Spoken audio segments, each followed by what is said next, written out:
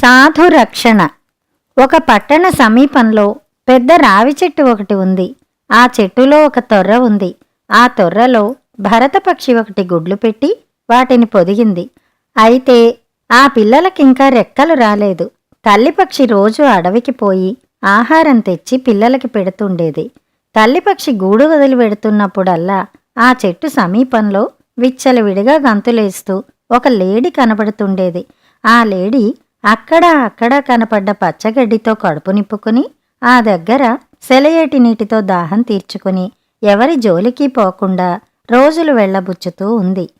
ఆ సాధు జంతువుని చూసినప్పుడల్లా తల్లిపక్షికి ఎంతో జాలి కలిగేది. ఎందుచేతనంటే అది తన పిల్లలకు ఆహారం కోసం తిరుగుతూ ఉన్నప్పుడు వేటకాళ్లు విల్లు అమ్ములు పుచ్చుకుని జంతువుల కోసం వెతుకుతుండడం ఎన్నోసార్లు కళ్ళారా చూసింది. ఆ కిరాతకుల్లో ఎవడి కంటపడ్డా ఈ లేడి ప్రాణాలు దక్కవు కదా పాపం అనుకునేది ఆ పక్షి. ఒకనాడు గూడు విడిచి వెడుతూ ఎదురుపడ్డ లేడిని ఆపి, నేస్తం, నీకు తెలుసో లేదో ఎములాళ్లకి మళ్ళీ నాకు ఎక్కడ చూసినా వేటగాళ్లు కనపడుతున్నారు. నువ్వు కాస్త జాగ్రత్తగా ఉండాలి సుమా. ఇలా నిర్భయంగా ఎక్కడ పడితే అక్కడ సంచరించడానికి వీల్లేదు. నర్ల కంట పడకుండా ఏ పొదల మాటనో మసలాలి అని హెచ్చరించింది. లేడి చిరునవ్వు నవ్వి, పిన్నీ, నా మీద ప్రేమ కొద్దీ నువ్వు చెప్పిన మాట కాదనకూడదు గాని మన వంటి సాధు ప్రాణుల్ని కాపాడడానికి ఆ భగవంతుడే ఉన్నాడంది. అందుకు పిట్ట, ఈ వేదాంతానికేంలే, అయినా జాగ్రత్తగా ఉండు అని మళ్లీ చెప్పి తన దారిన తాను వెళ్ళింది. పిట్టకి లేడికి జరిగిన సంభాషణను ఆ పక్క పొదలో పొంచి ఉన్న పాము ఒకటి వింటూనే ఉంది. అటు పిట్ట ఇటు లేడీ వెళ్ళిపోగా చూసి పాము పక్కపక్క నవ్వడం ప్రారంభించింది. తేలొకటి ఆ నవ్వు విని, ఏమిటన్నా అంతగా విరగబడి నవ్వుకుంటున్నావు అని అడిగింది. పిట్ట లేడీ అనుకున్న మాటలు పాము దానితో చెప్పి, తమ్ముడు, తనే అక్కడికి జాగ్రత్త పడ్డదానికి మళ్ళీ ఈ పిట్ట లేడికి సలహా చెప్పవచ్చింది. తను పడ్డ జాగ్రత్త ఏమిటో మహా. ఆ 4 పిల్లల్ని గూట్లో వదిలి చక్కా పోయింది కదా అని మళ్లీ నవ్వడం మొదలెట్టింది. ఆ నవ్వెందుకో తేలికి అర్థం కాక, పక్షి పిల్లలెక్కడికి పోతాయి, తల్లి వచ్చేదాకా వెచ్చగా చెట్టు తొర్రలో ఉంటాయి అంది. పాము నవ్వుతూ, అంతేనా నీ తెలివి? పిట్ట వచ్చేసరికి దాని పిల్లలు నా పొట్టలోనే ఉంటాయి సుమా అంది.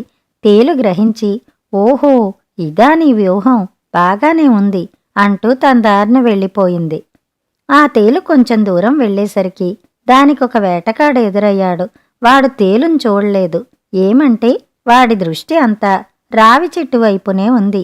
పిట్ట దారిన పిట్ట వెళ్ళగా లేడి ఏటిలో నీరు తాగి వచ్చి రావి చెట్టు నీడని పడుకోవడానికి వస్తూ వాడి కంటపడింది.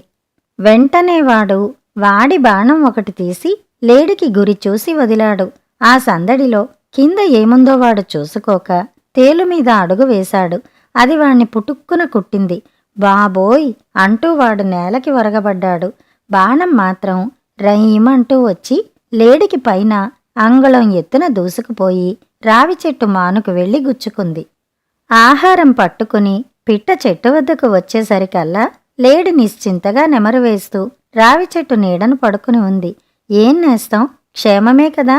ఈవేళ నాకు ఎదురైన వేటకాళ్ల వరస చూస్తే నిన్ను నేను మళ్ళీ చూడగలననుకోలేదు అంది పిట్ట. నిజమే పిన్ని, ఈరోజు నువ్వు చెప్పినంత పని జరిగింది. బాణం ఒకటి రయ్యమంటూ వచ్చి నా పైగా పోయి చెట్టు మానుకు గుచ్చుకున్న చప్పుడయింది అంది.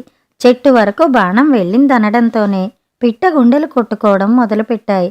కుంపతీసి ఆ బాణం గాని వెళ్ళి నా పిల్లలకి తగల్లేదు కదా అనుకుంటూ తొర్ర దగ్గరికి పరిగెత్తిపోయి చూసేసరికి ఏముంది, తొర్రకి 1 అడుగు మేర కిందగా ఆ బాణం గుచ్చుకుని ఉంది. ఇంకా చూడగా ఆ బాణానికి చెట్టు మానుకి మధ్య మేకు తాపళం చేసినట్టుగా పాము పడగ అతుక్కుపోయి చచ్చి వేలాడుతున్న నాగుపాము కనపడింది. భయంతో పిట్ట అరుస్తూ, నేస్తం నేస్తం ఇలారా అని పిలిచి వేలాడుతున్న ఆ పాముని చూపించింది. అప్పుడు లేడి, పిన్ని, నా మాటలు మెట్ట వేదాంతమని తోసేశావు కాని నేను చెప్పింది అక్షరాలా నిజమైందో లేదో చూడు. సాధువుల్ని రక్షించడానికి పూనుకున్న ఆ భగవంతుడే నన్ను నీ పిల్లల్ని కూడా కాపాడాడు. భగవంతుడు ఎంత చిత్రంగా రక్షించాడో చూడు. నన్ను చంపడానికి వచ్చిన ఈ బాణంతో నీ పిల్లల్ని పొట్టన పెట్టుకుందామని తొర్రకు ఎగబాకిన ఆ క్రూర సర్పాన్ని సంహరించాడు అంటూ దేవుని అద్భుత పరిపాలన గురించి విప్పి చెప్పింది. కథ సమాప్తం. కథ కంచికి, మనం ఇంటికి.